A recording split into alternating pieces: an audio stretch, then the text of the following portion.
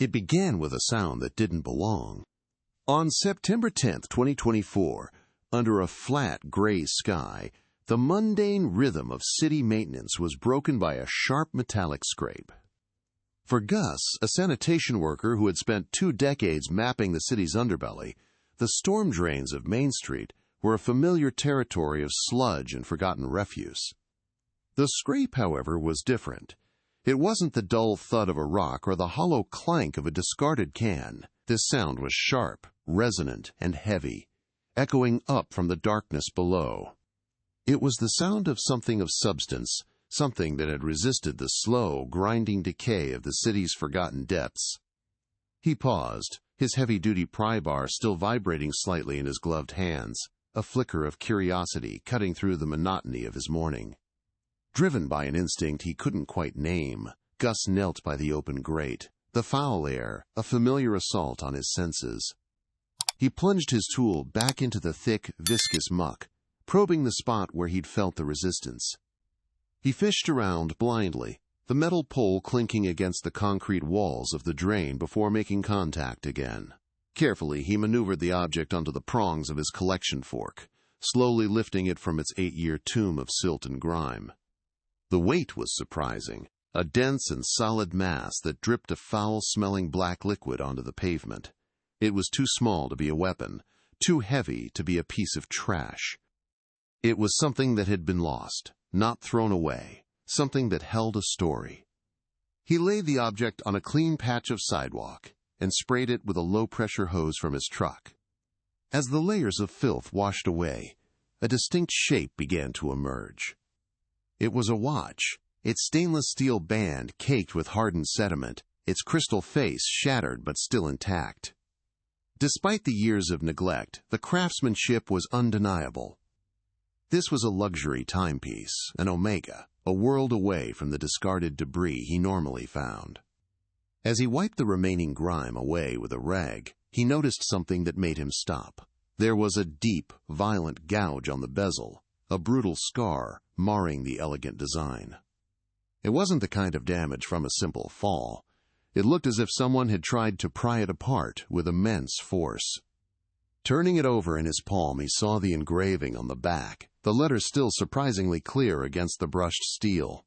"For E.H., the future is yours, Dad."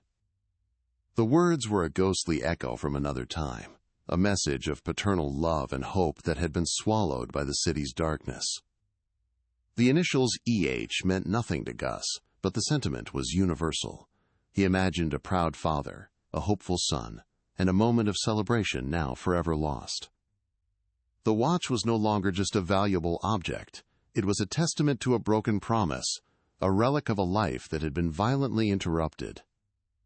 A story was attached to this watch, and Gus suddenly felt the profound weight of being its first reader in nearly a decade. 8 years earlier, that same stretch of Main Street had been unrecognizable. On July 4, 2016, it was the vibrant heart of a city in celebration, a river of red, white, and blue. The air, thick with the smell of popcorn and summer heat, vibrated with the thunderous rhythm of marching bands and the roar of a jubilant crowd. Flags waved from every lamppost, and children with painted faces sat on their fathers' shoulders, their eyes wide with wonder at the passing floats. It was a perfect picture of American prosperity and civic pride, a day where the city's powerful elite and its working-class families came together under a shared banner of patriotism. The future of the city felt as bright and boundless as the clear summer sky above. Presiding over the festivities from the central reviewing stand was Mayor Richard Hayes, a man at the absolute zenith of his political career. He was the architect of the city's recent boom, a leader whose approval ratings were as high as the new skyscrapers downtown.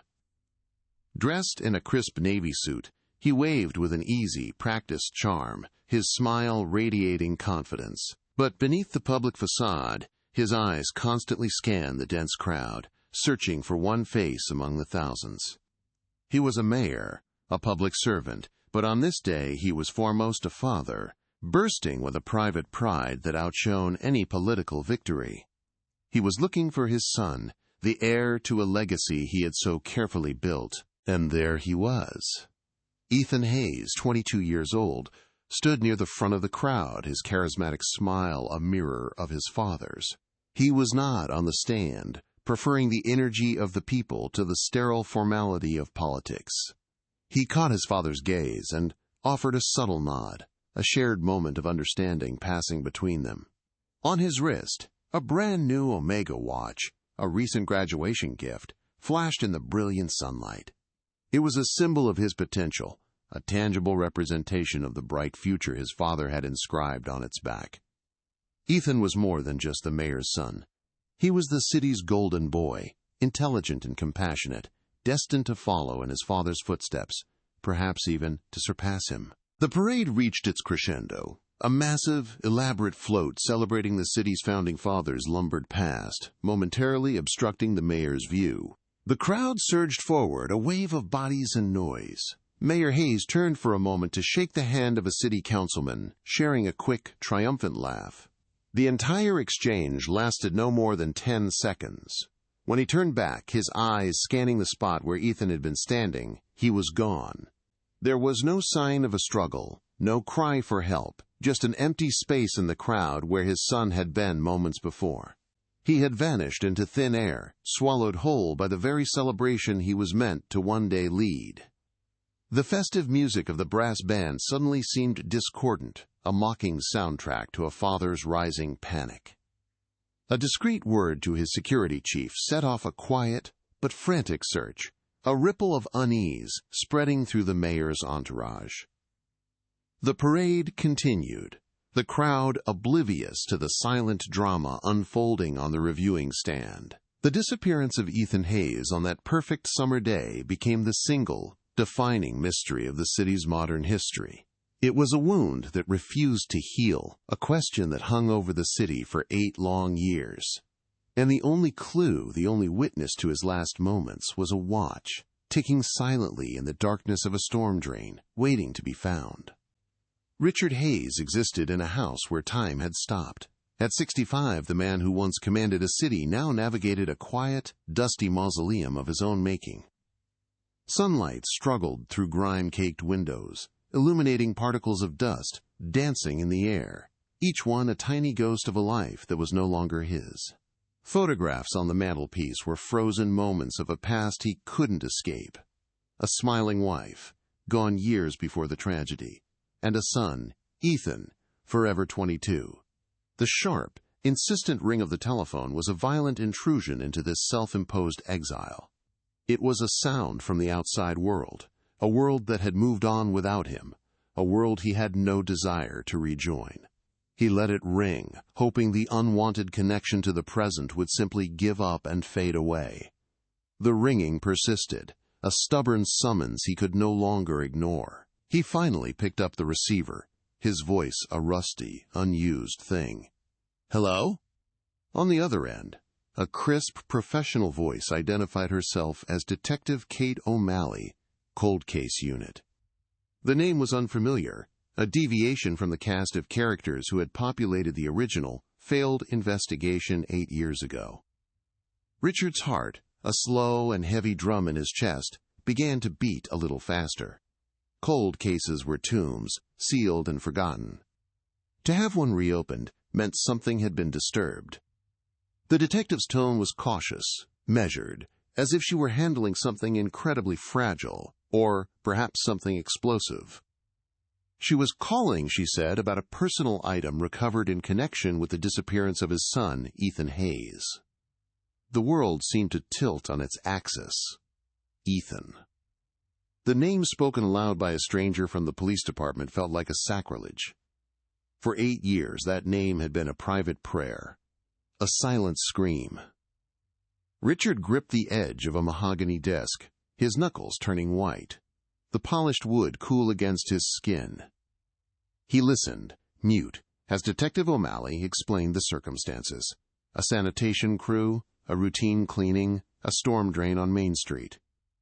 The words were clinical, detached, but they painted a picture of grotesque intimacy. An object had been found, an object they believed belonged to Ethan. Richard's mind reeled. trying to process the impossible collision of the mundane and the monumental. A storm drain, a place of filth and forgotten things, had held a piece of his son for all this time. "It's a watch," O'Malley continued, her voice steady. "An Omega Seamaster." Richard closed his eyes, and the image was instantly there, vivid and painful. He saw the box from the jeweler's, felt the satisfying weight of it in his hands. He saw Ethan's face, bright with surprise and gratitude, as he fastened it to his wrist on graduation day. "There's an inscription," the detective added softly, as if sensing the memory playing out across the silence. Richard's voice was a choked whisper, barely audible. "What does it say?" He already knew, but he needed to hear it, needed the confirmation to be real. O'Malley read the words that were seared into his soul. "For E.H., the future is yours, Dad." The words, once a promise, were now a cruel, mocking epitaph delivered through a telephone line. A wave of nausea and vertigo washed over him. He stumbled backward, his hand flying to his chest as if to hold his splintering heart together. The carefully constructed dam of numbness he had built over 8 years, the one that allowed him to breathe and function, shattered into a million pieces. The raw, undiluted agony of that July afternoon in 2016 flooded back, as potent and paralyzing as the day it happened. The hope he had secretly, foolishly clung to, a desperate fantasy that Ethan had simply run away or was being held somewhere, alive, evaporated in the face of this tangible link to his son's final moments. The watch wasn't a sign of life. It was a relic, a tombstone recovered from a watery grave, and its discovery felt less like a breakthrough and more like a second, deeper amputation of his soul. The drive to the police station was a surreal journey through a city of ghosts. Every landmark, every street corner was a portal to a memory.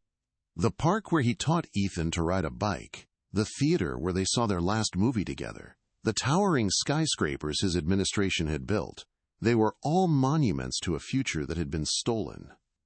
The city he had once governed with pride now felt like a hostile, alien landscape, a sprawling crime scene that had swallowed his son whole. He saw Ethan's face in the crowds, a fleeting glimpse of a young man with the same confident stride, the same easy smile. Each sighting was a fresh stab of pain, a reminder of the gaping void that had consumed his life. He was no longer Richard Hayes, former mayor. He was a father adrift in a sea of what-ifs. Inside the precinct, the air was thick with the sterile smells of disinfectant and bureaucracy. He was escorted to a small, windowless room, the kind designed for bad news. Detective O'Malley was waiting for him. She was younger than he'd imagined, with sharp, perceptive eyes that seemed to see right through the broken facade he presented to the world. She gestured to a chair before placing a clear plastic evidence bag on the metal table between them. Inside, nestled on a bed of white cardboard, was the watch. It had been cleaned, but the scars remained.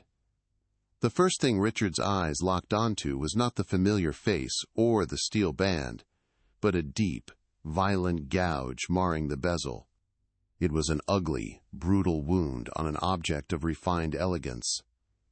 This was not the mark of an accident. It was the mark of a struggle. His hand trembled as he reached out, his fingers hovering over the plastic bag. He couldn't bring himself to touch it. This object, once a symbol of boundless potential, was now a testament to unspeakable violence. It was both a beloved piece of his son and a horrifying artifact from his last desperate moments on Earth. The official story, the one about a kidnapping that went wrong, had always felt thin, a narrative of convenience for an investigation that went cold with suspicious speed. But the brutal scar on this watch screamed a different story. It spoke of force, of a methodical, deliberate act. It whispered a word Richard had refused to let himself think for 922 days: murder. The watch wasn't lost in a scuffle. It was pried, ripped, and torn away. Detective O'Malley watched his reaction with a quiet intensity, giving him the space to process the shock. Her professionalism was a small mercy in the overwhelming storm of his emotions. She explained that the storm drain was located less than 50 yards from the reviewing stand where he had last seen his son. For 8 years, through countless seasons of rain and snow, the only clue to what happened to Ethan had been sitting right there, just beneath the surface of the city's busiest street. The sheer proximity was a form of psychological torture. It mocked the massive, city-wide search, the hundreds of officers, the thousands of man-hours. It was a testament not just to a failed investigation, but to a profoundly broken one. How could they have missed it? The discovery did not bring peace or the faintest whisper of closure. It was an exhumation, a violent reopening of a wound that had never truly healed. But as Richard stared at the scarred timepiece, something else began to stir within the depths of his grief. It was a cold, hard ember of the man he used to be, the relentless prosecutor, the strategic politician. For the first time, the fog of despair began to clear, replaced by a chilling, absolute certainty. The kidnapping theory wasn't just a mistake, it was a deliberate fabrication. A lie constructed to bury a truth so dangerous that someone had orchestrated a perfect vanishing act in broad daylight. The flawed investigation wasn't incompetence, it was a cover-up. He finally lifted his gaze from the evidence bag, his eyes, hollowed by years of sorrow, now burning with a renewed, dangerous fire. He looked directly at Detective O'Malley, and she saw the shift, the transformation from a defeated old man into a formidable adversary. In her unbiased eyes and fresh perspective, he saw the first real chance for justice. An unspoken promise solidified in his mind, as solid and unyielding as the steel of the watch on the table. He would find out who did this. He would unravel the conspiracy that had protected his son's killers for nearly a decade. The grief was still there, a permanent part of him, but now it had a purpose. It was fuel. The watch was not an ending, it was a key, and he would use it to unlock every single door they had sealed shut. Before the silence, there was a symphony of celebration. July 4th, 2016, was the kind of day the city's tourism board dreamed of, a postcard-perfect image of American optimism. The sun beat down on Main Street, turning the asphalt soft and reflecting brilliantly off the brass instruments of a marching band. The air was a thick, sweet concoction of grilled hot dogs, spun sugar, and patriotism. Thousands of people lined the parade route, a vibrant sea of red, white, and blue, their cheers rising in waves as each new float drifted by. This was more than just a holiday. It was a coronation. It was a city celebrating itself, its prosperity, and the man who had orchestrated it all, Mayor Richard Hayes. For 8 years, everything he touched had turned to gold, and on that day the city felt invincible. At the heart of it all, on a raised reviewing stand draped in patriotic bunting, stood Mayor Hayes himself. At 57, he was a man molded by public life, his suit impeccably tailored, his silvering hair perfectly in place, his smile a well-practiced instrument of political charm. He waved to the adoring crowds with an easy grace, but his eyes were not on his constituents. They were scanning the faces below, searching for the one that mattered most. Today, his public triumph was secondary to a private, paternal pride that swelled in his chest, so potent it was almost painful. He was the city's leader, but in this moment, he was simply a father, waiting for a glimpse of the future he had so meticulously built, a future embodied entirely in his son. That future stood not on the dais with the politicians, but down among the people, leaning against a barricade. Ethan Hayes, at 22, was a brighter, more effortless version of his father. He possessed Richard's charisma, but wore it with a disarming humility that drew people to him naturally. Freshly graduated from Georgetown, he had the world at his feet. On his wrist, a new Omega Seamaster, a graduation gift, caught the sunlight, its steel band a cool, solid presence. He felt his father's eyes on him and looked up, offering a small, knowing smile and a subtle nod. It was a silent acknowledgement of a shared destiny, a passing of the torch that felt both inevitable and exciting. Ethan was not just the heir to a name, he was the heir to a dream. The bond between Richard and Ethan was the central pillar of the Hayes legacy. It was a relationship forged not just in love, but in shared ideology. From a young age, Ethan had been Richard's shadow at City Hall, absorbing the intricate dance of politics with a keen and observant eye. Yet where Richard was a pragmatist, a master of compromise, Ethan was an idealist, fired by a fierce sense of justice that sometimes bordered on naive. He believed in the clean, transparent version of democracy his father championed in speeches, and he was increasingly troubled by the compromises he saw being made behind closed doors. This burgeoning moral compass was Richard's greatest source of pride and his deepest unspoken fear, for he knew the city's gears were greased with things his son would never accept. Lurking in the periphery of this perfect day was the ever-present shadow of Frank Donovan. A city councilman with a bulldog's tenacity and the ethics of an alley cat, Donovan was Richard's chief political rival. He represented the Old Guard, a network of backroom deals and handshake agreements with the city's powerful real estate developers. He watched the celebration with a sour expression, seeing not civic pride, but the continued consolidation of the Hayes dynasty. To Donovan and his allies, Ethan wasn't a promising young leader. He was a threat. He was a second-generation reformer who, if he ever took power, would undoubtedly shine a light into the dark, profitable corners where they all operated.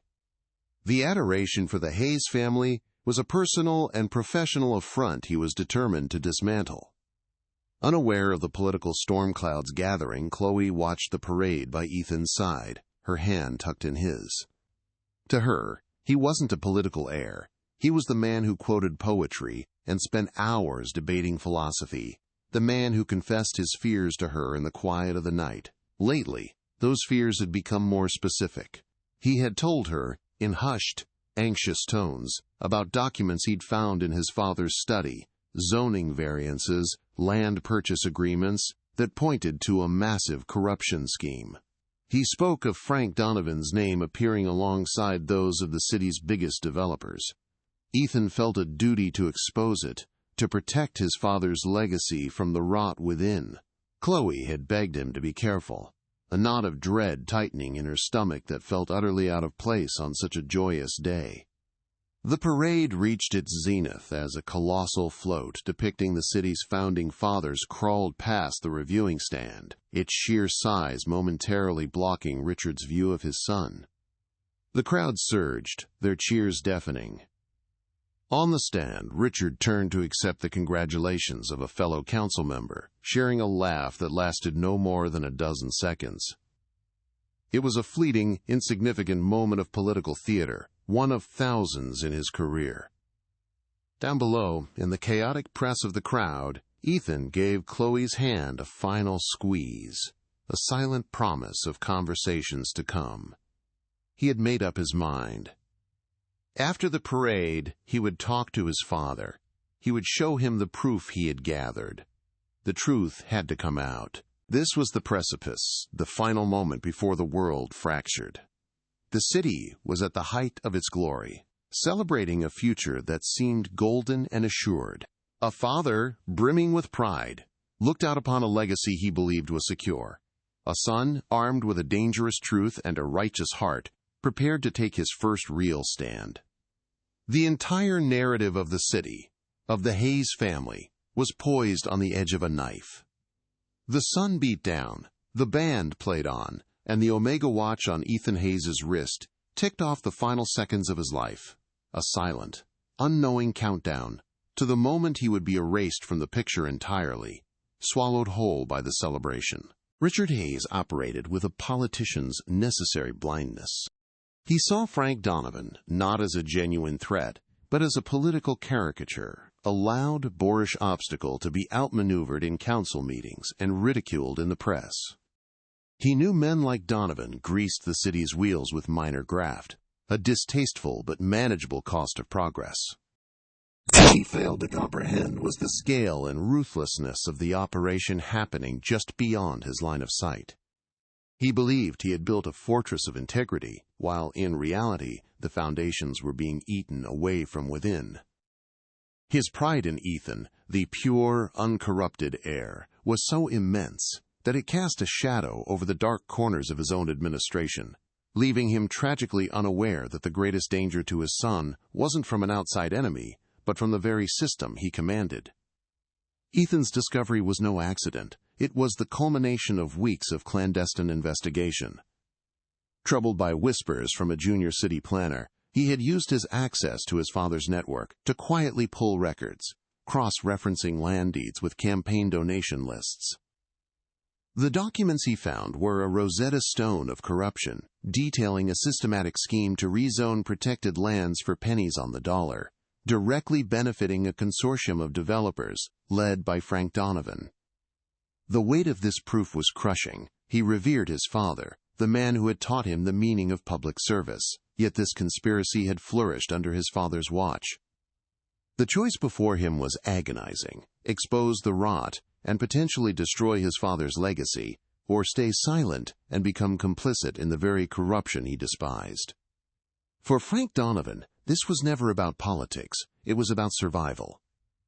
The zoning scheme Ethan had uncovered was his masterpiece, a multi-million-dollar enterprise that funded his political ambitions and enriched his powerful allies. It was a house of cards built on bribery, intimidation, and forged documents. Ethan Hayes, with his idealistic fervor and his direct line to the mayor, was not a rival to be debated, but a threat to be neutralized. On that 4th of July, Donovan stood among the city's elite, projecting an air of bored civic duty. But his gaze was fixed, his mind a cold engine of calculation. He watched Ethan in the crowd, not as a young man celebrating a holiday, but as a loose variable in a life-or-death equation that had to be solved, permanently and without a trace. Chloe's anxiety was a sharp, piercing note in the day's festive symphony. It wasn't just a girlfriend's worry, it was a premonition rooted in concrete fear.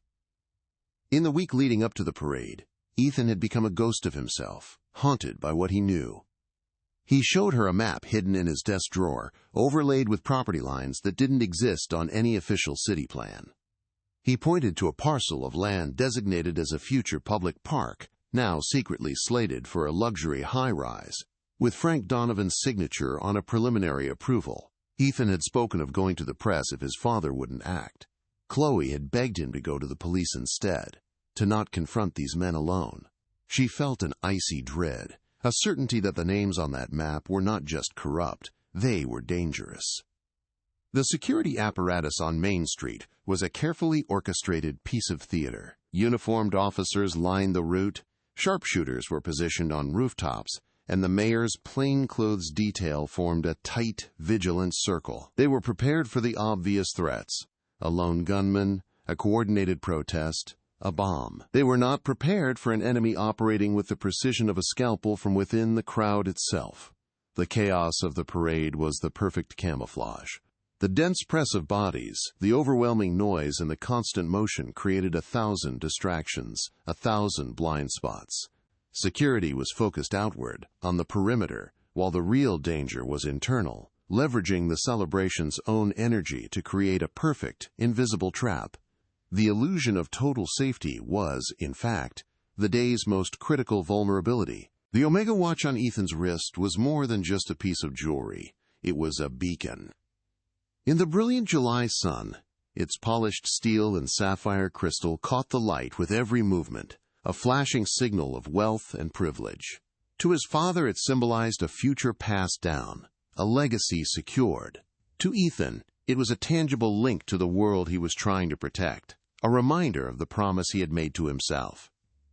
But to the men who were watching him, it was simply a marker. It distinguished him from the crowd, making him easy to track. It was an object of value that would lend credence to a story of a street robbery gone wrong. The very symbol of Ethan's bright future was about to become the primary prop in the staging of his violent, premature end. The parade was a sensory assault, a wave of sound and color that overwhelmed the senses and suspended critical thought. This was the environment in which Ethan vanished, The thundering bass of the drum lines vibrated through the pavement, the deafening blare of trumpets echoed off the buildings, and the roar of thousands of voices merged into a single, continuous wall of noise. A cry for help would be just one more sound in the cacophony, easily lost. A brief, violent struggle could be mistaken for the jostling of an excited crowd. The collective focus was on the spectacle, on the floats and the flags, not on the quiet, brutal drama unfolding in their midst. The celebration wasn't just a backdrop for the crime, it was an active participant, providing the perfect cover of noise and misdirection. As the massive Founding Fathers float began its slow crawl past the reviewing stand, a temporary wall was created, severing the sightline between father and son. This was the moment. Ethan felt a sense of clarity. The fear had subsided, replaced by a firm resolve. He would face his father with the truth, and together they would clean the house his father had built. He gave Chloe's hand a final, reassuring squeeze, a silent promise that everything would be all right. He turned his head, perhaps looking for a clear path through the crowd to meet his father after the procession. In that fleeting instant, surrounded by 10,000 people, under the watchful eye of the entire city, Ethan Hayes was completely and utterly alone, standing on the precipice of his own disappearance. Detective Kate O'Malley began not with the cold, dusty case files, but with the object itself. In the sterile light of her office, the Omega watch sat in its evidence bag, a silent witness finally given a voice. She studied it with a forensic artist's eye, ignoring the tragedy and focusing on the physical truth. The shattered crystal and the hands frozen at 2:17 p.m. told a story of sudden, violent impact. But her attention was drawn to the deep, ugly gouge on the steel bezel. It wasn't the chaotic scratching of a struggle or the dent from a fall. It was a clean, powerful shear, a mark left by a specific type of tool.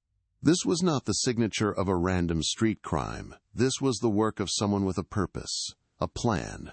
The 8-year-old narrative of a kidnapping was already beginning to fray. Richard Hayes walked through the front door of his house and was met by a suffocating silence. The drive from the precinct had been a blur, but the image of the scarred watch was burned into his memory.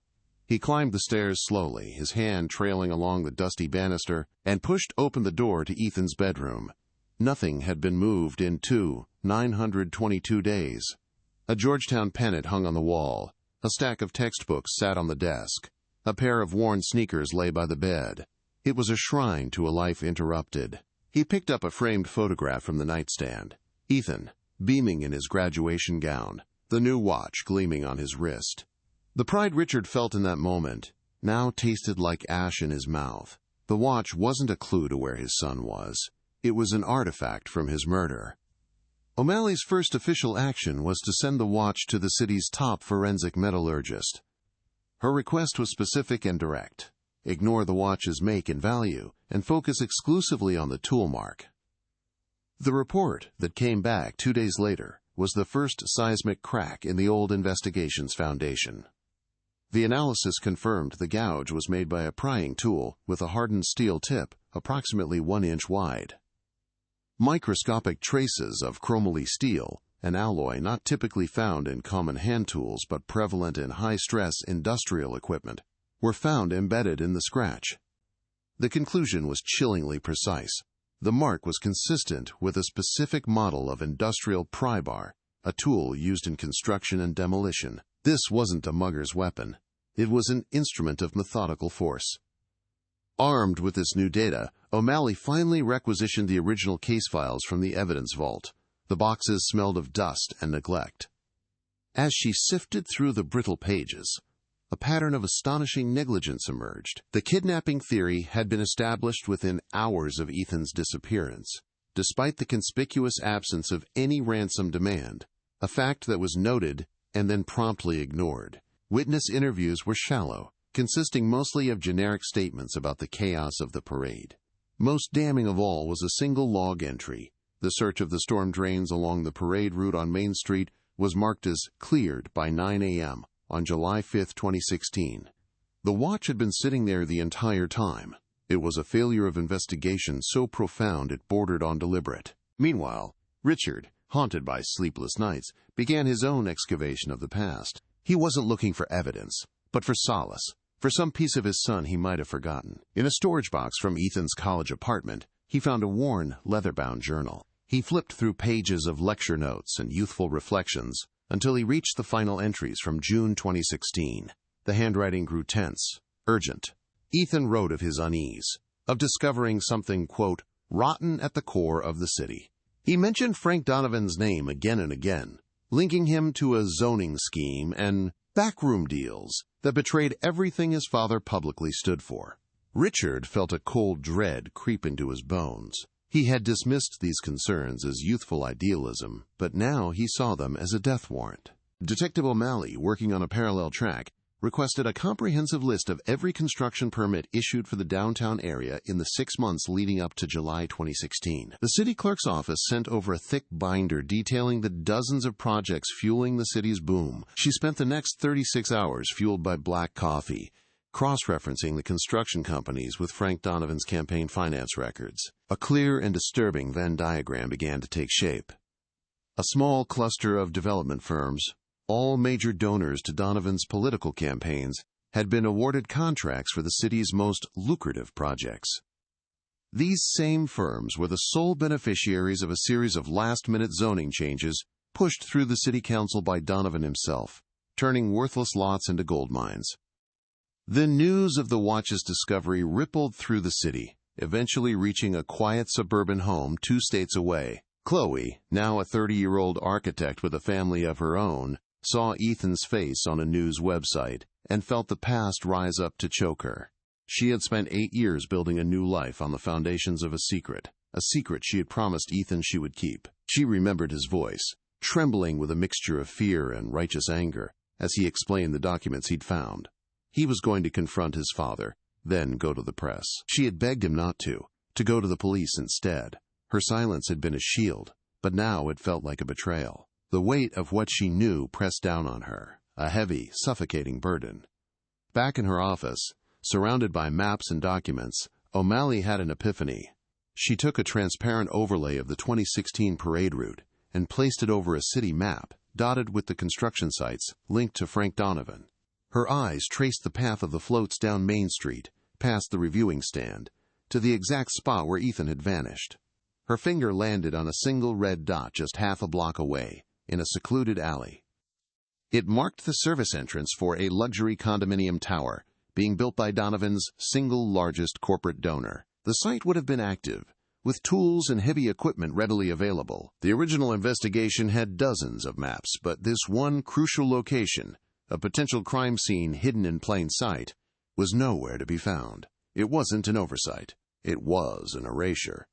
Richard sat in the suffocating stillness of Ethan's room, the leather-bound journal open in his lap. The pages felt fragile, the ink a faded ghost of his son's hand. He read the last entries again and again, the words, a frantic, desperate scrawl that bore no resemblance to his son's usually neat script. Donovan is a cancer, Ethan had written. He's poisoning everything Dad built. The text described a web of falsified permits and illegal land deals, a meticulously documented conspiracy. Richard felt a profound, soul-crushing shame. He had been the mayor, the most powerful man in the city, yet he had been utterly blind to the rot festering right under his nose. His son, armed with nothing but his own integrity, had seen it all, and for that clarity, for that courage, he had paid the ultimate price. This journal wasn't just a collection of thoughts. It was his son's final unheard testimony. Miles away, in her starkly lit office, Detective O'Malley felt a similar jolt of chilling clarity. The transparent overlay of the parade route glowed on her light table, a festive path of celebration. But when she placed it over the map of Donovan's construction projects, the narrative shifted from civic pride to sinister opportunity. One red dot, marking the Donovan-funded condominium tower, blinked like a malevolent eye just 50 yards from where Ethan vanished. The alley behind it was a perfect blind spot, a pre-made abduction site hidden within the day's chaos. She stared at the map, the city's layout transforming before her eyes into a blueprint for a murder. The original investigators had searched for miles in every direction, but they had somehow missed a potential crime scene that was practically at their feet. It was an omission so glaring it could only have been intentional. A cold rage, an emotion Richard hadn't truly felt in 8 years, began to displace the heavy blanket of his grief. He closed the journal, the soft snap of the cover echoing in the silent room. His son hadn't stumbled into a random act of violence. He had been deliberately targeted, silenced, because he was a threat to a corrupt enterprise. The kidnapping story, the one that had been fed to him and to the city, was a carefully constructed lie designed to obscure a much uglier truth. It was an insult to Ethan's memory, a fiction that had allowed his killers to walk free, to prosper, to even take his father's place. The watch wasn't just a clue, it was a call to arms. The time for mourning was over. The time for hunting had begun. He now had a name, Donovan, and a motive. Fueled by this new certainty, O'Malley dove into the digital archives, pulling the complete dispatch logs for the City Police Department for July 4, 2016. She was looking for a needle in a haystack of static and routine calls.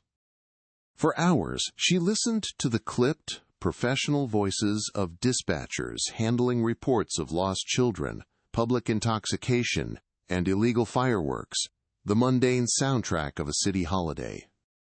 The official timeline of Ethan's disappearance placed him at the barricade until approximately 2:17 p.m.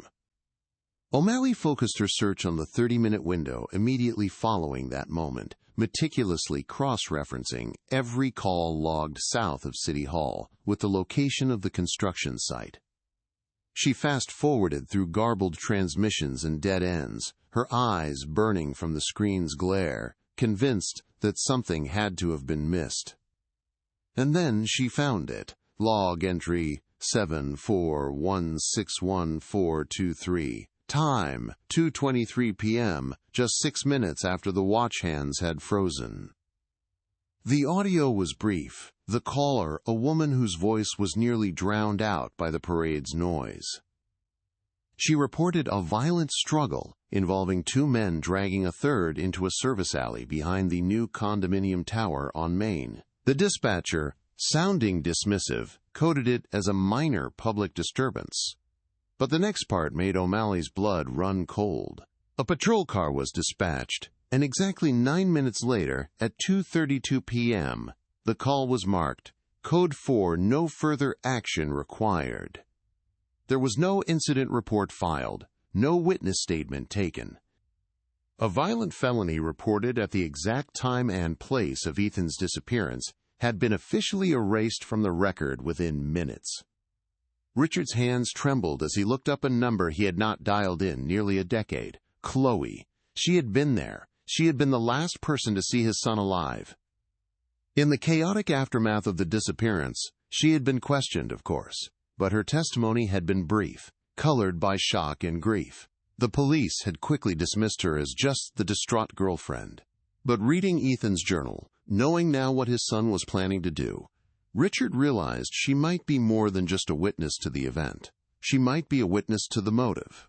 He knew calling her would be like throwing a stone into the placid waters of the new life she had built, but he had no choice.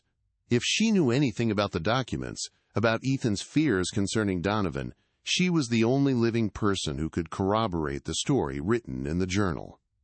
The phone rang in a quiet architectural firm in Chicago, and Chloe's heart seized in her chest when she saw the name on the screen, Richard Hayes. For 8 years, she had successfully compartmentalized that day, burying the trauma under a new city, a new career, a new family. But the past was never truly buried. His voice, older and more brittle than she remembered, was a key turning the lock on a room in her mind she had sealed shut. He asked about Ethan, about his last days, his words gentle but freighted with an unmistakable urgency. As he spoke, the image of Ethan's face, pale and determined as he showed her the damning zoning maps in his apartment, flashed in her mind. She remembered his exact words, "If I show this to my dad, it all comes down. Donovan, all of them. She had been silent then, and her silence had haunted her ever since.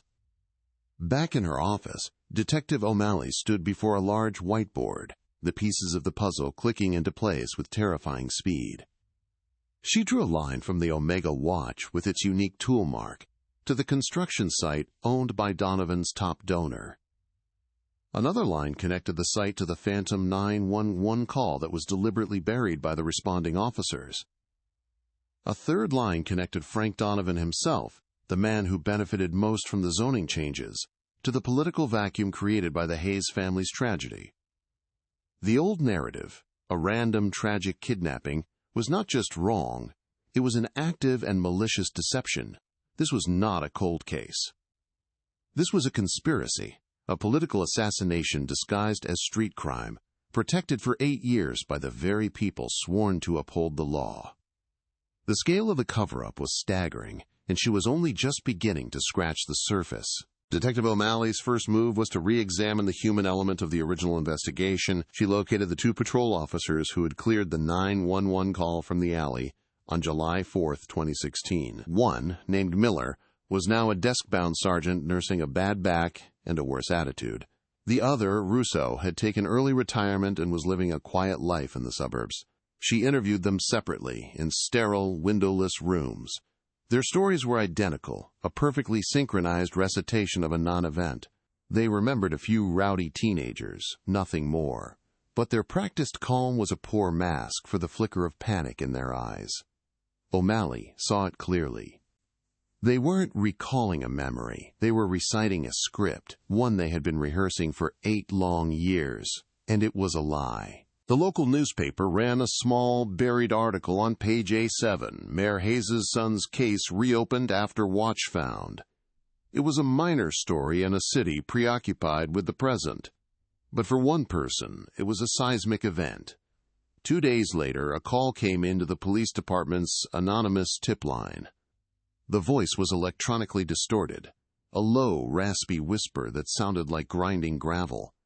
It was terrified. The caller spoke for less than 15 seconds, providing no name, no context, only a set of coordinates and a chilling instruction. Highway 7, the old quarry access road. Look for the oak tree with the split trunk. He's in the bag. The line went dead. The discovery of the watch had not just reopened a file, it had rattled a cage, and something had finally broken free from the silence. Following the anonymous coordinates led O'Malley and a forensic team to a desolate, forgotten stretch of county road. The air was thick with the smell of damp earth and decay. There, just as the caller had described, under the skeletal branches of a lightning-scarred oak tree, they found it.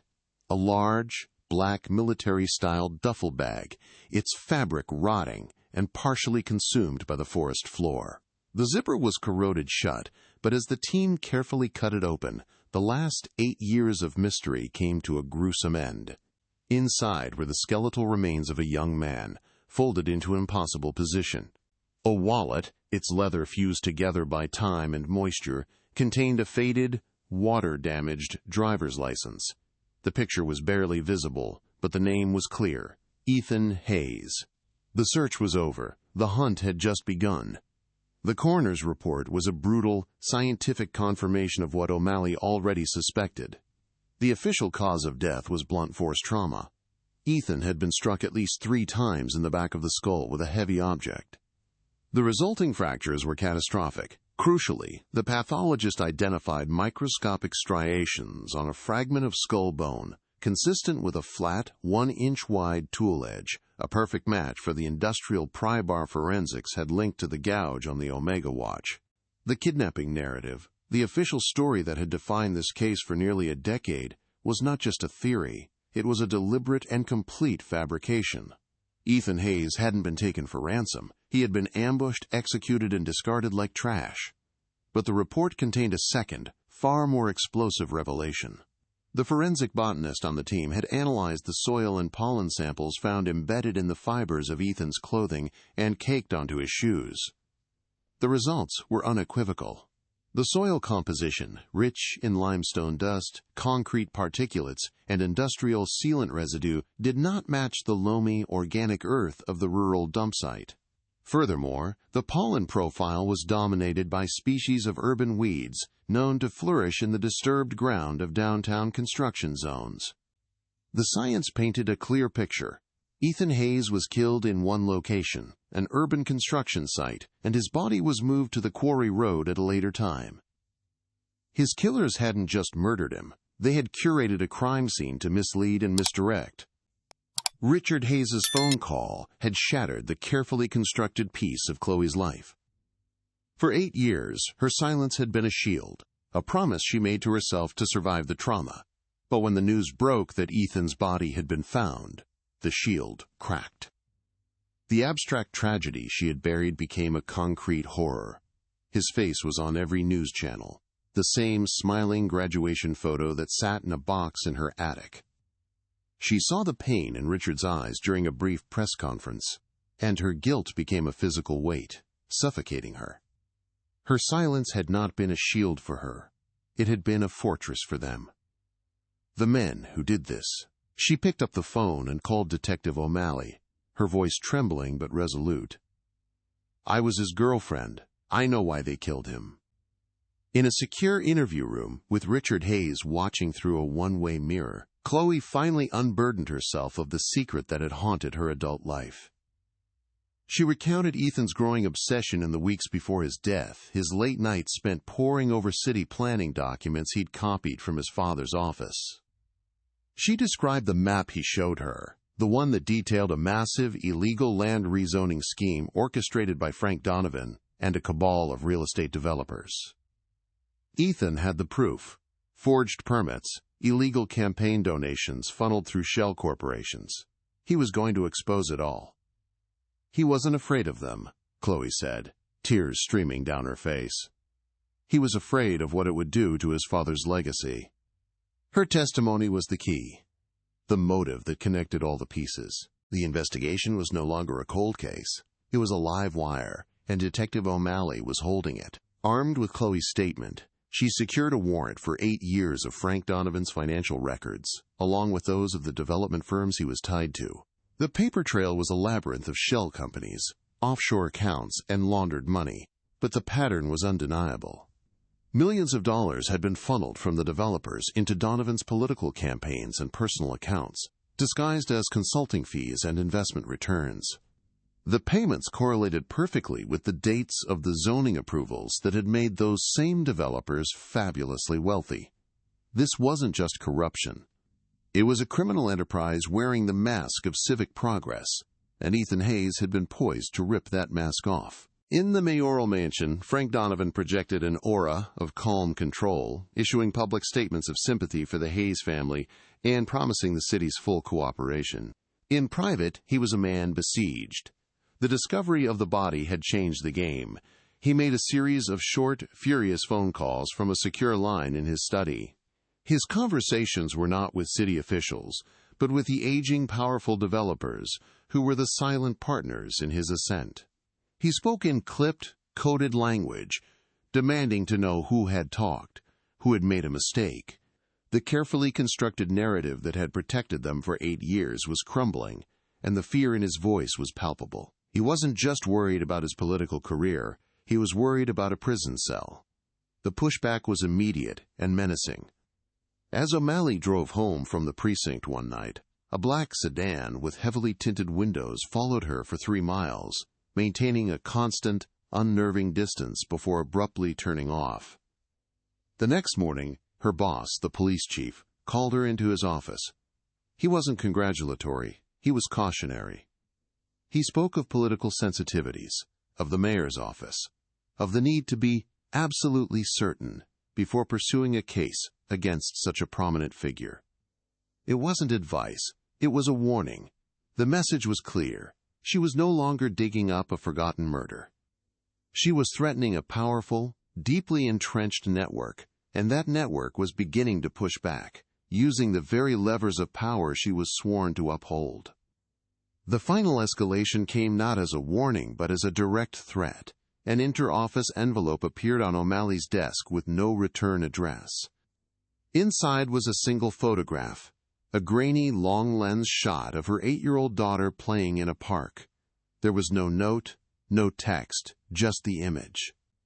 The blood drained from her face, replaced by a cold, furious resolve. They had crossed a line. This was no longer just about justice for Ethan Hayes. It was personal. They had tried to intimidate her, to leverage her deepest fear against her. But they had made a grave miscalculation. They hadn't frightened her. They had unleashed her. The conspiracy that had hidden in the shadows for 8 years had just made the fatal error of showing its face, and now she knew she would stop at nothing to burn it to the ground. The photograph on her desk was not a threat. It was a declaration of war. O'Malley stared at the grainy image of her daughter on a swing set, her small face, a mask of pure, innocent joy. The men she was hunting were not just corrupt politicians or greedy developers. They were monsters who saw a child as a point of leverage, a tool for intimidation. A cold, crystalline rage settled in her chest, burning away any lingering fear or professional caution. They thought this would make her back down.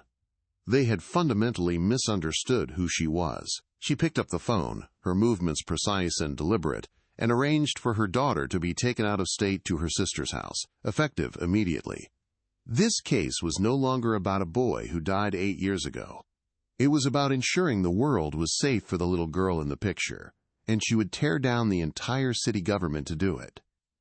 Richard Hayes, meanwhile, was reactivating a network he hadn't touched in nearly a decade. He wasn't the mayor anymore, but the name still carried weight with the city's old guard, the civil servants who remembered a time before Frank Donovan's brand of transactional politics. He placed a call to Arthur Vance, a retired city planner, a man of quiet integrity whom Richard had personally mentored. They met at a dusty, forgotten library on the city's west side, the scent of old paper and decaying glue hanging in the air. Richard didn't need to apply pressure. He simply laid out the pages of Ethan's journal on a table between them. Arthur's face grew pale as he read the familiar names and project codes. He had seen the edges of this scheme in 2016, but he had a family and a mortgage, and he had been too afraid to speak out against the tide. Detective O'Malley's focus sharpened on the anonymous tipster. The voice was gone, lost to digital distortion, but the call's origin was a tangible lead. It had pinged a cell tower covering a 3-block radius, an area containing a single 24-hour convenience store. She requisitioned the store's security footage from the night the call was made, a long shot, given the time that had passed. The digital archives, however, were meticulous. An analyst spent a full day sifting through hours of low-resolution video, a tedious search for a ghost. Finally, he found him, a man in a hooded sweatshirt and baseball cap, his face obscured, paying cash for a burner phone. But as the man turned to leave, he brushed past another customer, and for a fraction of a second, the camera caught his profile. It was a face O'Malley recognized instantly from a personnel file. Officer Russo. Armed with this explosive knowledge, O'Malley brought in Sergeant Miller, the other officer from the 911 call. She sat across from him in the same sterile interrogation room, but this time the atmosphere was different. There was no pretense of a routine inquiry. She laid a single photograph on the table between them, a still from the convenience store's security footage showing his former partner, Russo, buying the burner phone. "Your partner has a conscience, Miller. It seems you don't," she stated, her voice flat and cold. "Russo is the one who tipped us off about the body. He's already talking to save himself. You were there. You saw what happened in that alley. This is your one and only chance to not go down for first-degree murder alongside them." The carefully constructed dam of Miller's 8-year-old lie began to crack, the fear in his eyes turning to raw, cornered panic. The confession, when it came, was a torrent of panicked, whispered words. Miller's tough guy facade dissolved, revealing a terrified man who had been living a nightmare for 925 days. He admitted they had responded to the call as ordered. In the alley, they saw 2 men, whom he described as thugs in expensive suits, hoisting Ethan's limp body into the back of a black panel van. He said they were about to intervene when a third car pulled up, and their precinct captain at the time, David Jennings, got out. Jennings took them aside, his voice low and menacing, and told them they had seen nothing. He ordered them to clear the call, warning that their careers, their pensions, and even their families would be in jeopardy if a single word of this ever got out. The order to cover up Ethan Hayes' murder had come directly from within the police department's own command structure. The name David Jennings detonated the case, blowing the conspiracy wide open. O'Malley felt a sickening lurch in her stomach. Jennings was no longer a precinct captain. He was now the deputy chief of police, a man who sat 2 doors down from her own boss. The cover-up wasn't just a few rogue cops on a payroll. It was an institutional rot that reached into the highest echelons of the department. The failed original investigation wasn't a product of incompetence. It was a carefully managed and brutally enforced obstruction of justice orchestrated from the top. She now understood the warning from the police chief, the veiled threats. He wasn't just protecting a politician, he was protecting his own superior. She was no longer just fighting City Hall, she was fighting her own department, a realization that was both terrifying and clarifying. As O'Malley uncovered the police conspiracy, Richard Hayes secured the motive. Arthur Vance, the retired planner, met him a second time, this time handing over a thick manila envelope.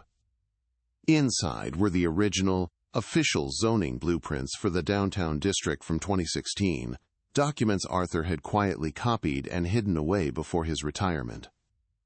When compared to the public records Donovan's council had approved, the difference was stark and irrefutable. Entire swaths of protected green space in historic districts had been secretly rezoned for commercial high-rise development. The forgeries were brazen.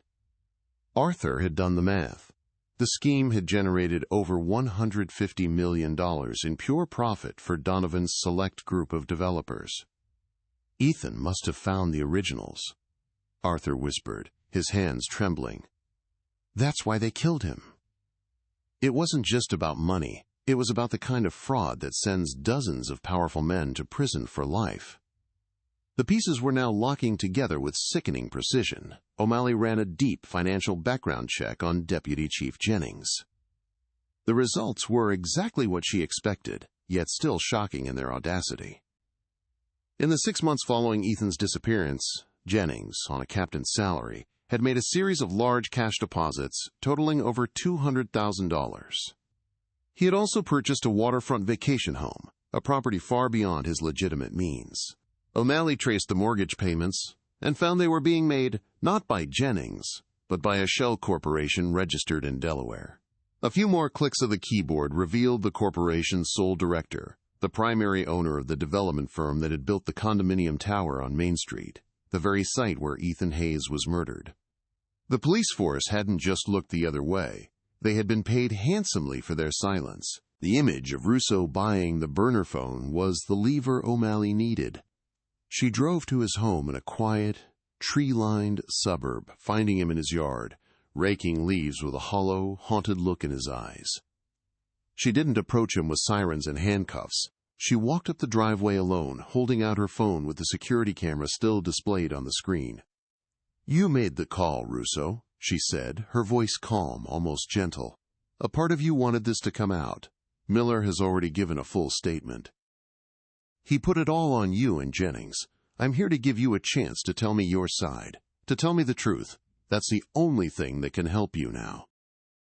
Russo stared at the image on the phone, his own ghostly reflection, and the rake fell from his hands, clattering on the pavement. The carefully maintained facade of his quiet retirement crumbled into dust. In the back of her unmarked car, parked on a quiet suburban street, Russo's confession flowed, a dam of guilt bursting after 8 years of pressure. He corroborated every detail of Miller's story but added the horrifying climax. He said that after Jennings sent them away, he and Miller had circled the block, consumed by a mixture of fear and a morbid curiosity. From a distance, they saw the 2 hired men talking with Jennings. Russo recognized one of them, a notorious enforcer named Marcus Thorne, known to be on the payroll of the city's most ruthless developer, a key Donovan ally. He watched as Jennings handed Thorne an envelope, a clear payoff, before all three men got in their separate vehicles and drove away, leaving the alley silent and empty, as if nothing had ever happened. He had just named one of the killers. The scope of the conspiracy was now fully illuminated, and it was breathtaking in its scale and depravity. It began with Frank Donovan and a multi-million-dollar fraud scheme. It was executed by hired killers like Marcus Thorne, and it was protected by a compromised police department, led by a corrupt commander like David Jennings. Ethan Hayes had stumbled into the center of a criminal enterprise that had its tentacles wrapped around the city's political, economic, and legal institutions. His murder wasn't a singular event. It was a calculated act of self-preservation by a machine that would stop at nothing to protect itself. Detective O'Malley now had the motive, the cover-up, and the name of a killer. The stakes had escalated from solving a murder to dismantling a shadow government that had been ruling the city for nearly a decade.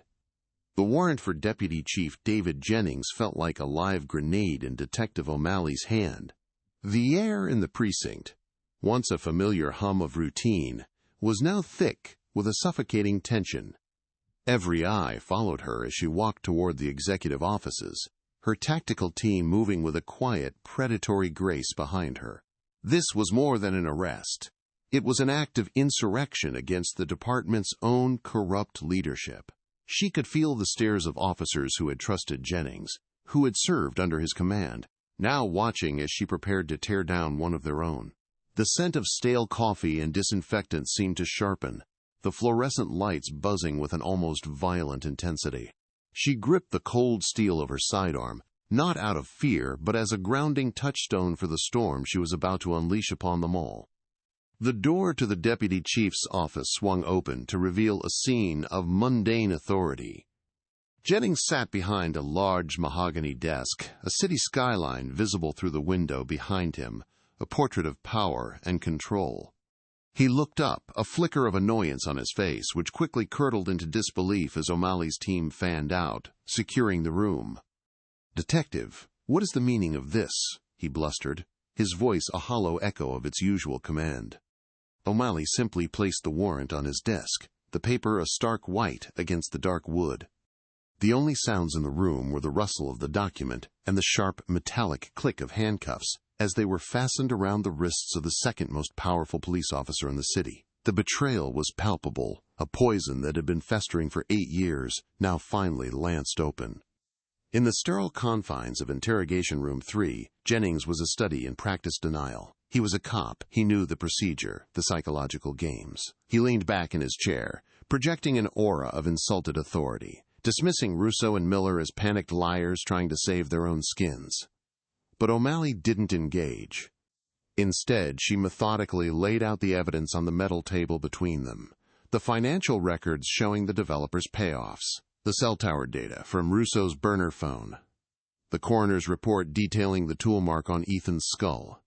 Each piece of paper was a brick in the wall of a prison cell being built around him. Jennings watched, his composure beginning to fray at the edges, the sweat beading on his upper lip, the only sign of the terror rising within him. He was no longer a commander. He was a suspect. The psychological dam finally broke when O'Malley slid the grainy photograph across the table, the picture of her daughter playing in the park. "They sent me this, David," she said, her voice dropping to a low, dangerous whisper that cut through his defenses.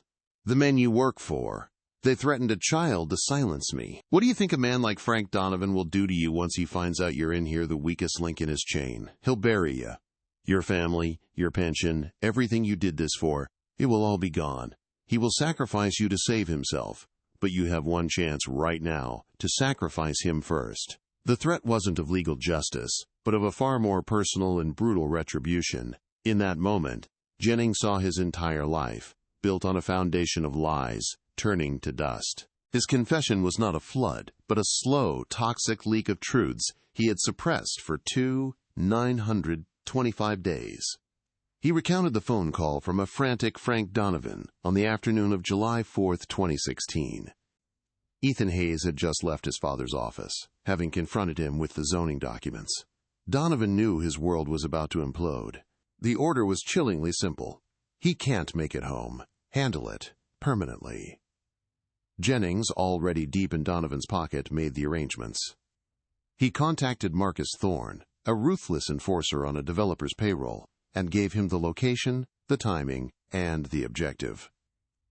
He wasn't just covering up a murder, he was an active architect of it, the man who had turned a political problem into a death sentence for a 22-year-old boy who knew too much. Jennings' voice became a monotone drone, as if he were recounting a story about someone else. He described how Thorne and an accomplice, using the parade's noise as cover, cornered Ethan in the service alley. The struggle was brief, but violent. Ethan fought back, a desperate, hopeless battle against two seasoned killers. Thorne, enraged by the resistance, grabbed a heavy-duty pry bar from a toolbox left by construction workers. The first blow was to the back of the head. Then a second, and a third. The sounds were lost in the cacophony of the celebration just yards away. Jennings detailed it all with a chilling detachment, the clinical description of an execution he had orchestrated from afar, a murder that had paved the way for his own ascent through the ranks of the very department sworn to prevent such crimes. He even explained the mystery of the watch. During the struggle, Thorne had tried to rip the Omega from Ethan's wrist, seeing it as a valuable trophy. But the clasp held fast. In a fit of brutal frustration, Thorne used the flat edge of the pry bar to shear the steel pin holding the band, the immense force leaving the deep, ugly gouge that would become the case's first clue 8 years later. He then contemptuously tossed the damaged timepiece into the nearby storm drain, a final act of desecration, believing it would be lost forever in the city's filth. The watch, a symbol of a father's love and a son's future, had its story of violence inscribed on its very steel, a message waiting in the darkness for someone to finally read it. It wasn't just evidence, it was the murder weapon's brutal signature. The cover-up, Jennings confessed, was his masterpiece of deception. He personally took charge of the initial investigation, immediately steering the narrative toward a kidnapping for ransom. He knew no demand would ever come, creating a perfect, unsolvable mystery. He assigned loyal, pliable detectives to the case, ensuring any conflicting witness statements were buried and any real leads were ignored. He was the one who signed off on the cleared search of the storm drains, knowing the watch was likely sitting inside. For 8 years, he had actively obstructed justice from the inside, protecting Donovan and his criminal enterprise while feigning sympathy for Richard Hayes, a man whose life he had helped to systematically destroy for a vacation home and a padded bank account. His betrayal was absolute.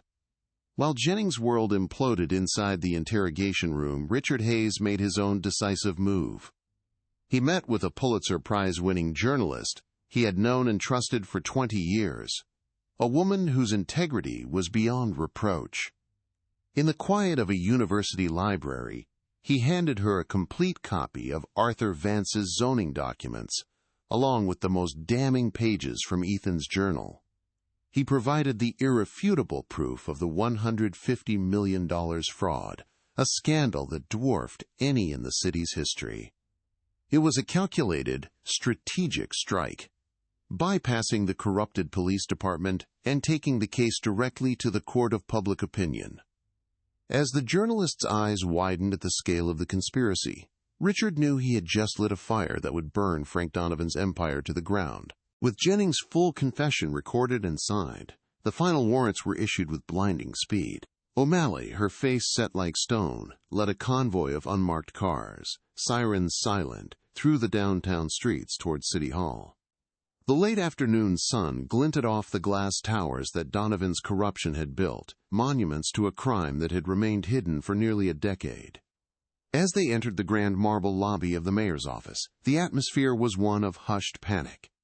Aides were scurrying, phones were ringing, and the first alerts from the newspaper's website were beginning to flash across computer screens. The story of the zoning fraud was breaking, and the shockwaves were already tearing through the foundations of the city's government.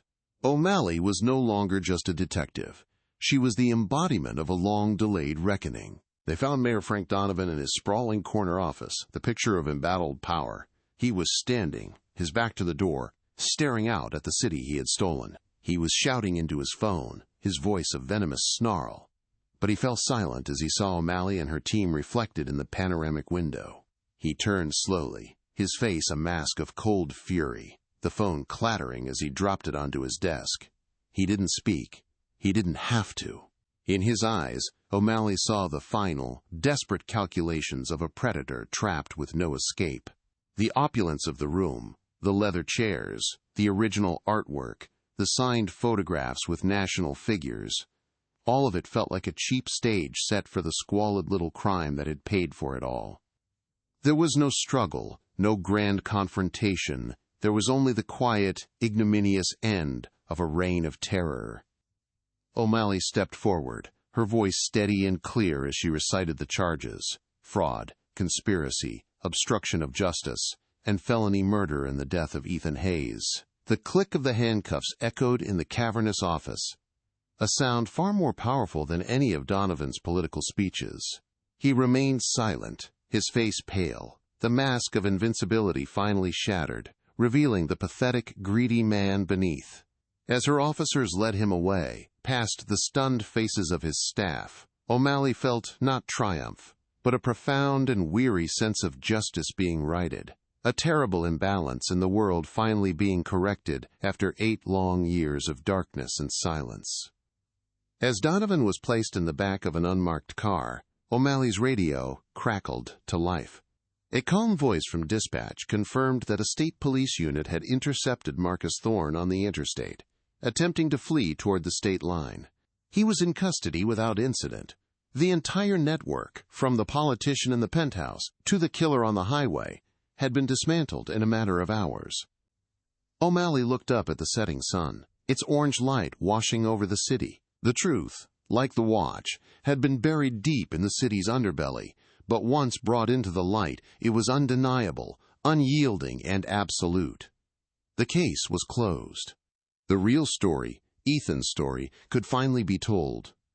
The trial of the century, the media called it. For 3 months, the city's grand courthouse became a theater of public reckoning, its marble halls swarmed by reporters and citizens hungry for a final chapter to a story that had haunted them for 8 years. Frank Donovan, David Jennings, and Marcus Thorne sat at the defendants' table, a triumvirate of power, corruption, and brutality, their fates now intertwined. The prosecution, led by the state's top attorney, methodically laid out the conspiracy, piece by damning piece. The zoning documents, the laundered money, the buried 911 call, and the scarred Omega watch.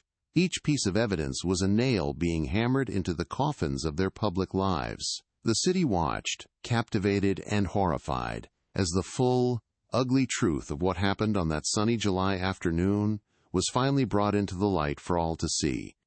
Frank Donovan fought the charges with the same arrogant bluster that had defined his political career.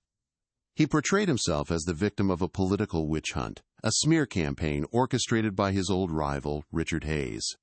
But his performance crumbled under the weight of the evidence. Chloe's tearful testimony about Ethan's discovery, Arthur Vance's meticulous presentation of the forged zoning maps, and the irrefutable digital trail of money laundering painted a portrait of a man motivated by insatiable greed and a sociopathic disregard for human life. The jury deliberated for less than 6 hours. When the foreman stood, his voice steady, and pronounced Frank Donovan guilty on all counts, including felony murder, a collective gasp swept through the courtroom. The mask of power had been ripped away, revealing the common, pathetic criminal underneath. The sentencing was a somber affair. The judge, a woman known for her stern demeanor, looked down at Frank Donovan and delivered a scathing indictment not just of his crimes, but of his profound betrayal. "You were entrusted with the city's future," she said, her voice echoing in the silent room, "and you sacrificed a young man's life to protect a criminal enterprise. You poisoned the very institutions you swore to uphold." She sentenced him to life in prison without the possibility of parole, the harshest penalty allowed by law. There was no outburst, no final plea. Frank Donovan was simply led away in silence, his tailored suit now a costume for a man whose legacy would be defined by a single, brutal act of corruption that had finally caught up with him, erasing his name from the city's history except as a cautionary tale. David Jennings, the disgraced deputy chief, received a slightly more lenient sentence in exchange for his full confession, but it was no mercy. He was sentenced to 25 years to life, a sentence that would ensure he would die in prison. During his allocution, he stood and faced Richard Hayes, his voice cracking. "I failed your son.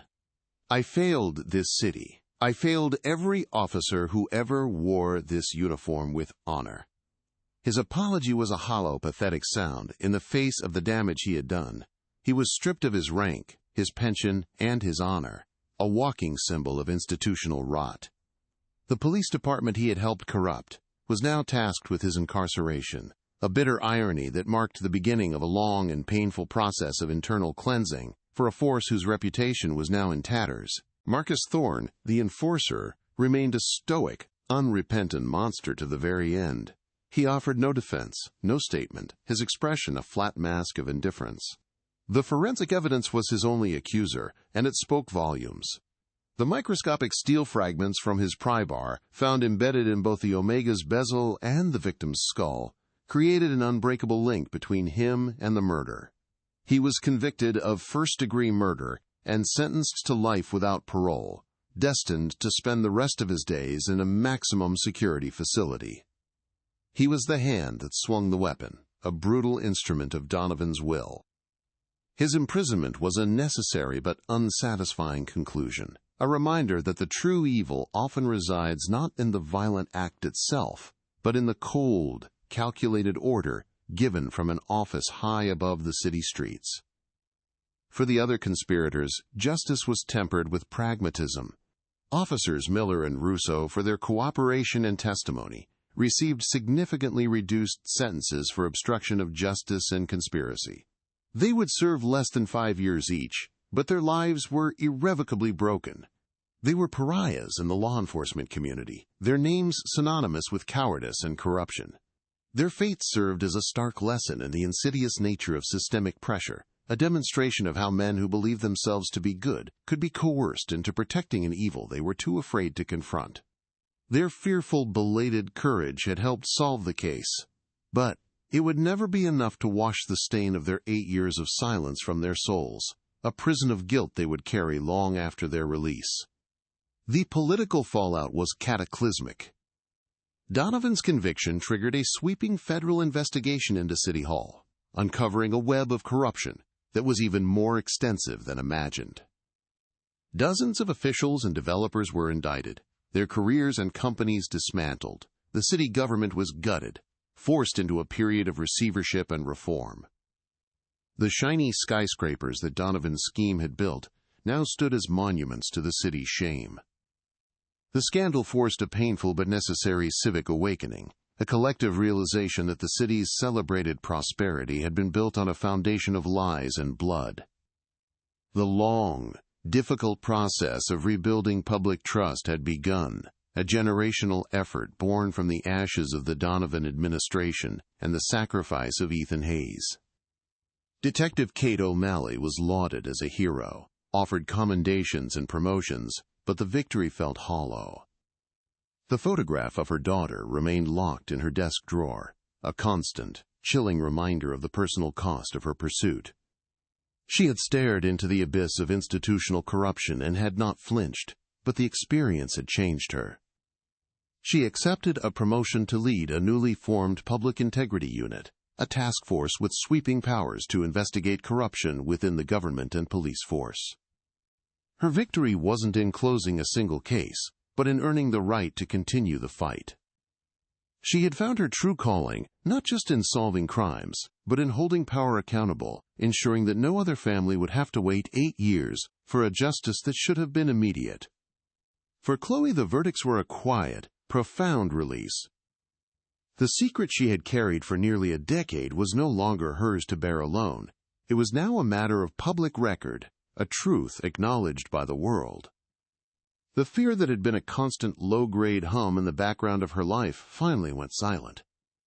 She visited Richard Hayes one last time, not to speak of the trial, but to share memories of the Ethan she knew, the brilliant, funny, and passionate young man who quoted poetry and dreamed of a better world. By giving her testimony, she had not only helped secure justice for him, but had also reclaimed her own past, finally able to mourn the boy she had loved without the suffocating weight of the secret that had been stolen from him along with his life. Richard Hayes did not attend the final day of sentencing. He sat in the suffocating quiet of Ethan's bedroom, the television off, the newspapers unread. Justice, he discovered, was not a feeling of triumph or relief. It was a cold, empty space where the rage and uncertainty used to be. It did not bring his son back. It did not erase the 8 years of agonizing silence or the image of a duffel bag under a desolate oak tree. The conviction of his son's killers was merely the closing of a ledger, the final, correct entry in a story of profound loss. The fight that had given him purpose was over, and now he was left with only the grief, pure and undiluted, a permanent companion in the house where time had stopped. But the silence was different now. It was no longer a void, but a quiet space for memory. In the months that followed, Richard sold his large, empty house and used the proceeds, along with a portion of the funds seized from Donovan's criminal enterprise, to establish the Ethan Hayes Foundation for Civic Integrity. It was a non-profit organization dedicated to funding investigative journalism and providing legal support for whistleblowers fighting government corruption. He poured the last of his energy into its creation, transforming his personal tragedy into a public shield. The foundation was not a monument to his son's death, but a living continuation of his son's ideals. It was the final, defiant act of a father, ensuring that the principles his son died for would not only survive, but would flourish, creating the kind of transparent, just world Ethan had so desperately believed was possible.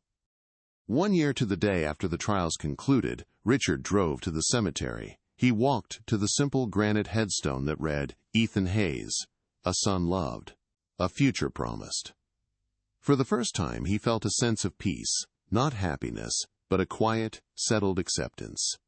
He reached into his coat pocket and took out the Omega watch. It had been cleaned and repaired, but he had instructed the jeweler to leave the deep, violent gouge on the bezel untouched.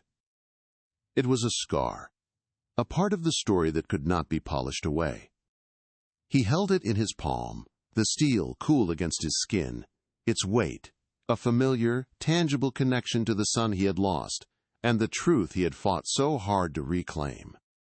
He gently placed the watch on the grass at the base of the headstone, its crystal face reflecting the clear blue sky. The hands were no longer frozen at 2:17 p.m. They were ticking again, a quiet, steady rhythm in the peaceful silence of the cemetery. The inscription on the back, "For E.H., the future is yours," had taken on a new, profound meaning.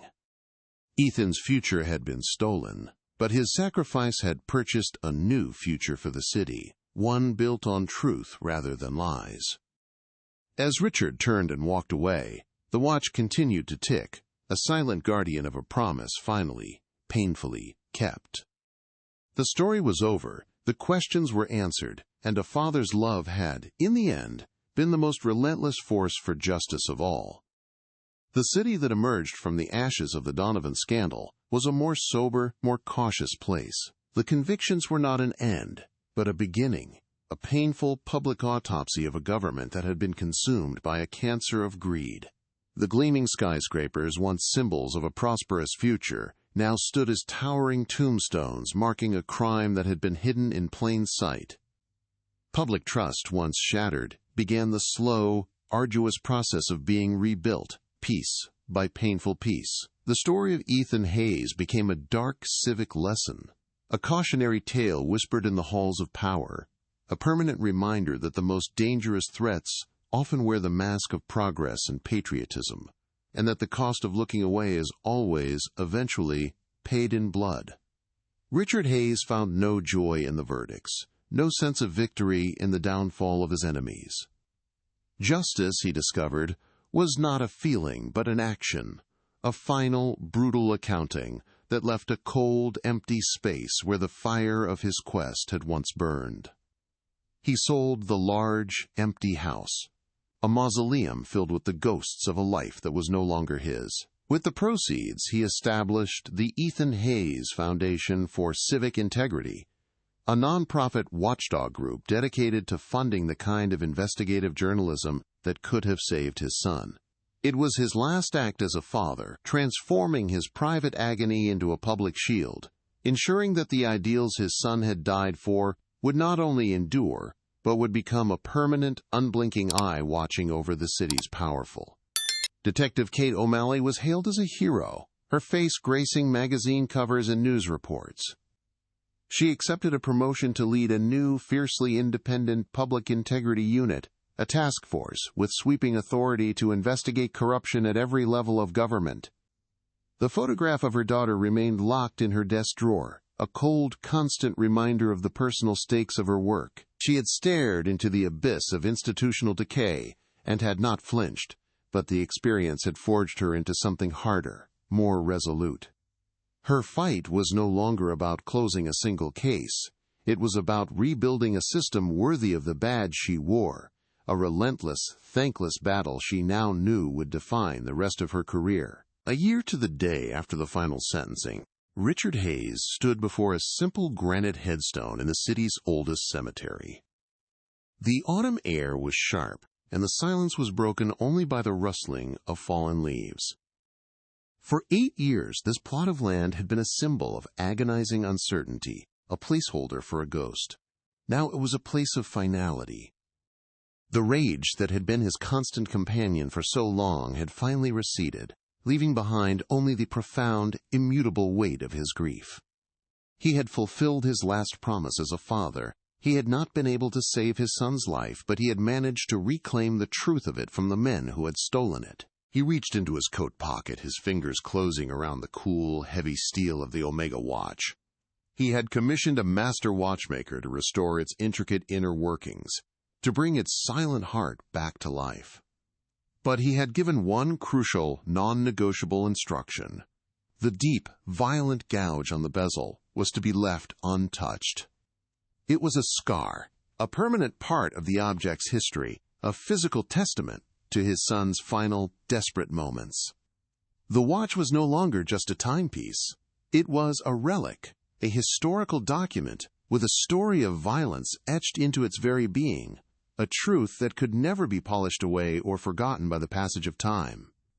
He knelt and placed the watch on the grass at the base of the headstone.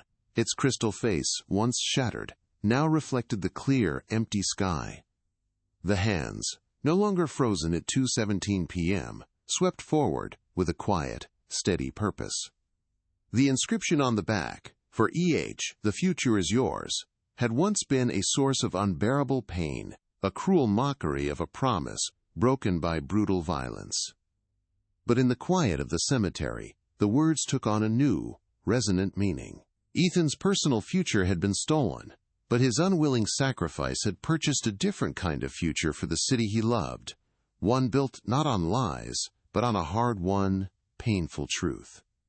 As Richard stood and turned to leave, a sense of peace, not of happiness, but of profound and weary completion, settled over him. His son's story, the one that had consumed his life and the city's consciousness, was finally over. The questions had been answered, the guilty were imprisoned, and the long process of healing could begin. But as he walked away, the watch continued its silent, steady ticking, a reminder that while individual stories may end, time moves inexorably forward. Ethan's legacy was now woven into the very fabric of the city, a permanent warning whispered on the wind, a lesson etched into the collective memory of a community forced to confront the monster it had allowed to thrive in its midst.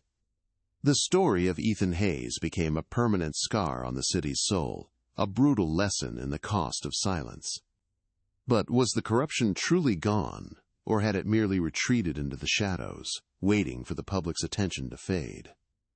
The network that Donovan built was vast, its roots running deeper than anyone knew.